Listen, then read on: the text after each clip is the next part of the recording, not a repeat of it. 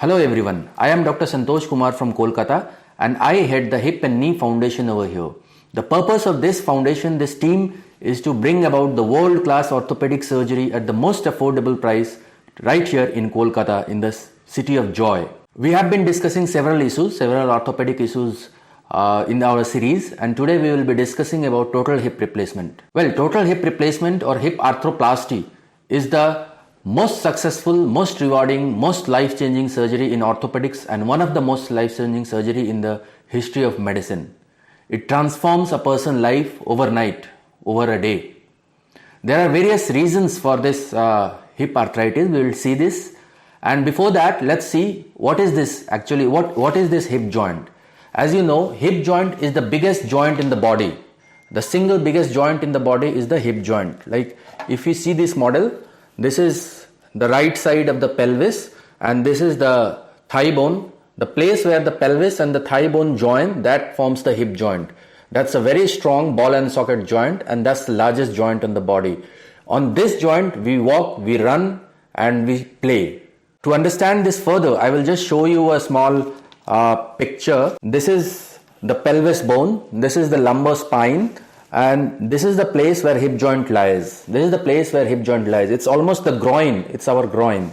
So this is the thigh bone, which is known as femur. This is the place where it articulates, which joins the pelvis bone, and this is the hip joint. So it's a ball and a cup joint, ball and a socket joint.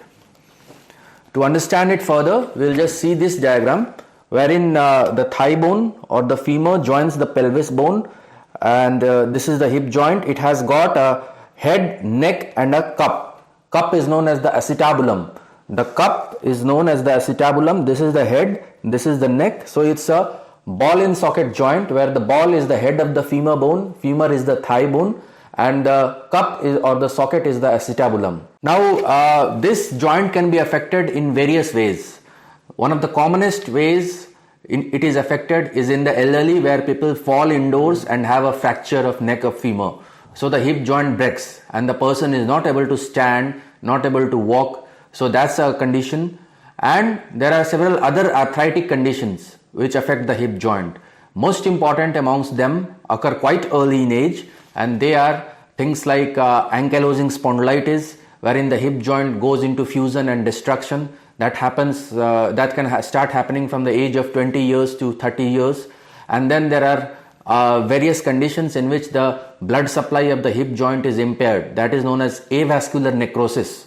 And in that condition, again, the hip joints get destroyed and arthritic. And there are other conditions like infective arthritis and other things. So all these conditions where the end result is the destruction of the hip joint, those conditions will require hip replacement. And what we do exactly in hip replacement, we will subsequently see this. To diagnose any hip problem, the first basic investigation that we do is an X-ray.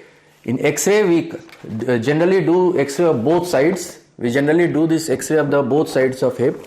So in the arthritic side, we can clearly see that the joint space is reduced, there is sclerosis, and it appears as if the ball is coming out of the cup. So there is forward migration.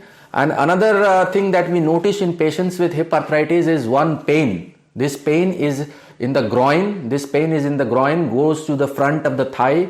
There is a painful limp. There may be painful or unpainful limp, but there is a limp. Generally, it is associated with shortening of the leg. There is limp, which may be painful or may not be painful. And then a person has a waddling gait, and normally when the pain becomes for a prolonged duration, person may have pain while sleeping at night also. The person has difficulty in walking, the person has difficulty in sitting, and the person has difficulty in lying down also. So basically, hip joint arthritis is a very painful condition which in advanced stages affects the person to the extent that the pain persists throughout the clock. 24 hours there is a pain. As we saw, we do a basic X-ray wherein we see the arthritic site, and we diagnose this.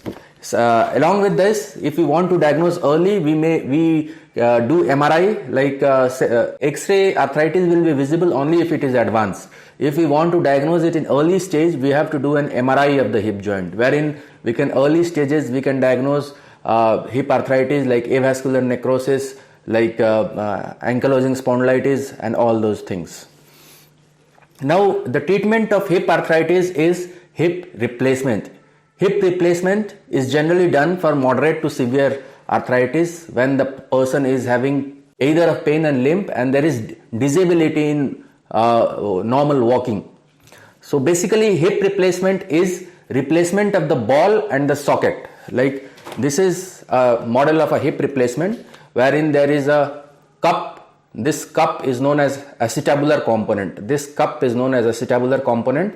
It has got a liner and then there is a ball which is known as the femoral ball, femoral head. So the implant looks something like this. The implant has got three components. One is the cup which is known as acetabulum. The other is the femoral stem and the head of the femur. Surface between the head of the femur and the acetabulum is the bearing surface. This is the surface which articulates and all movements take place here. This is the bearing surface. So this bearing surface can be of various types. Like in this condition, this is ceramic head. The head can be ceramic. It can be cobalt chromium metal. The reason why cobalt chromium metal is used is that cobalt chromium can be most highly polished, and ceramic is used because ceramic can also be most highly polished, and ceramic it doesn't have metal debris. So both ceramic and cobalt chromium is used as the femoral head material. Inside the cup there is a liner. This is called liner, which is the bearing surface. Mostly it is of highly cross-linked ultra high molecular weight polyethylene. So it's a type of polyethylene. It's highly cross-linked ultra high molecular weight polyethylene. This is the most commonly used liner. There are other liners, like it can be ceramic also. So in that case it can be ceramic on ceramic hip replacement. It can be, if polyethylene is used, then it is ceramic on poly hip replacement. If mostly liners are mostly ceramic or polyethylene. Metal liners are being avoided nowadays because of metal debris and metal wear. So these are the components of this hip replacement. Now this components, when they are put inside the bone, like see this component is put inside this bone, this component is put inside this bone. There are two ways. One is that these components are put with something called bone cement. Bone cement, it's a filler. Like there is a polymerization reaction which takes place. It forms a doughy substance, and then on that implant is put, and that's a filler. So these implants can be put with bone cement, which is known as cemented hip replacement, There is slight difference in the designs. Of cemented and non-cemented hip replacement. There is the other type which is known as uncemented or non-cemented hip replacement, wherein the implant is press fit. For example, if this is going over here, it is the diameter is exactly as the canal, and it goes and press fits over here. There is no filler, there is no cement, and this goes and press fits over there. And this is coated with something called calcium hydroxyapatite, and bone ingrows on that. So normally uncemented or non-cemented implants are done for people with good bone stock, strong bones, younger people, and cemented implants are preferred for older elderly population where the bone stock is not strong enough to become press fit, or bone ingrowth is unlikely to occur. But still, when it comes to acetabulum, I personally mostly prefer uncemented acetabulum. Because I feel the results are better with that. And as far as the head is concerned, there are 3 or 4 varieties of diameters of head. The larger the size of the head, the more is the movement expected. So the head can be 28 millimeter, 32 millimeter, 36 millimeter, like this. Normally we do not go for higher head sizes, more than 36 millimeter. And presently we have a design called dual mobility cup. It's called dual mobility cup. We will see this in the next session, what is dual mobility cup. So larger the head, more is the movement, and more is the range of movement of the hip joint. So these are the types of the components that is normally used in hip joint. And to understand this, just I will show you in this figure how this is put. This is the cup, this is the head, and this is how it is put. This shows the hip joint.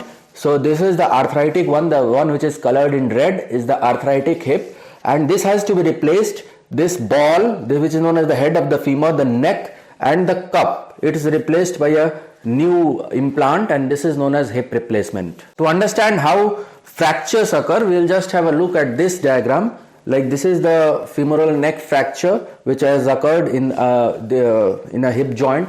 This fracture normally occurs in the seniors, and it's a domestic fall indoors, fall in bathroom, and this fracture occurs with because of osteoporosis. That is, the bones have pathologically softened because of age or other factors. If osteoporosis is there, this breakage occurs, and this impairs the blood supply of the femoral head, because the blood vessels which go and supply the femoral head pass through the neck. If neck breaks and it is not fixed immediately, then there is impairment of the blood supply, and this causes avascular necrosis. This causes avascular necrosis of the femoral head. Now again, the first thing that we see in any trauma, any fracture, is X-ray. Like we can clearly make out that there is a fracture over here. This is known as fracture neck femur. This is known as fracture neck femur. Again, fracture neck femur is of two types, intracapsular and extracapsular. Extracapsular we will see subsequently. Presently we will just see intracapsular. So if the neck of femur has fractured, and if we are able to fix it immediately within few hours, then we go for fixation. We fix it with multiple screws. Like these are normally 3 screws are put, as you can see, and in X-ray it is seen like this. But the problem with this fixation is that several times, even if the bone unites, because as we saw that the blood supply of the femoral head is impaired, because the blood supply is impaired, it goes into necrosis, and this condition is known as avascular necrosis, and subsequently it goes into it may need hip replacement if there is a avascular necrosis of the femoral head. Then we have certain other arthritic conditions and developmental conditions, which is known as slipped capital femoral epiphysis. This is slipped capital femoral epiphysis or other arthritic condition. See, this is the ball and the cup in the right side, which is normal, and this is incongruous. This is the one which is incongruous, and then it has become completely arthritic, and then this has to be replaced. So as we saw, there are multiple components in this hip replacement. We can see that there are multiple components, and this is how hip replacement is put. This is the pelvis bone, this is the hip joint, and this is the femur bone in which the stem goes inside. This is the femur bone in which the stem goes inside. This is the neck, this is the head, and this is the cup. Now it has got components as we saw earlier. This is the acetabular component. This is the plastic liner. Normally it is a ultra high molecular weight polyethylene. It can be ceramic also. This is femoral head and this is femoral stem. And femoral head stem can be of two types. We discussed it earlier, cemented and non-cemented. Cemented one is used when the bones are soft, and uncemented ones are used if the bones are strong. And as far as the cup is preferred, I generally always prefer an uncemented cup. Once we do an X-ray, it looks something like this. This is the unaffected side, and this side hip replacement has been done. Because the hip replacement components, this are titanium and ceramic or cobalt chromium, so it is radio opaque and it is clearly seen in X-ray. This is a very well done total hip replacement. The components are very well placed. There are some other designs also. This is again an X-ray after a total hip replacement. Now most of these surgeries, total hip replacements nowadays, are done with minimally invasive approach. Minimally invasive means less cutting, and the cutting can be done either just in front of the femoral bone or in back of the femoral bone. So these are the two approaches, anterior and posterior approach. So overall, total hip replacement is a surgery which changes lives. It's a life-changing surgery. The person starts walking from the very next day. You cannot imagine the amount of the surprise, the joy that a person feels. A person who hips have been painful, who has lived with pain and limp, pain and difficulty in walking, painful limp for years and years, suddenly becomes painless overnight, over day. But the person becomes painless over day, and the person is able to walk independently. So that's a complete transformation of life, and it's a life-changing surgery. Well, our team, myself, Dr. Santosh Kumar, and my team, we are daily doing hip and knee replacements right here in Kolkata, and I can assure you that with our expertise of more than 15 years and with our expertise of more than 10,000 joint replacements, we will offer you the best, the safest and the most advanced system. And right here in Kolkata, we are doing here at the most affordable prices. So all of you who are seeing me are most welcome to come to Kolkata and get this surgery done with our team. We will offer you every assistance, we will offer you everything that is needed, and most importantly, we will offer you the most predictable results and the best and the safest. Thank you.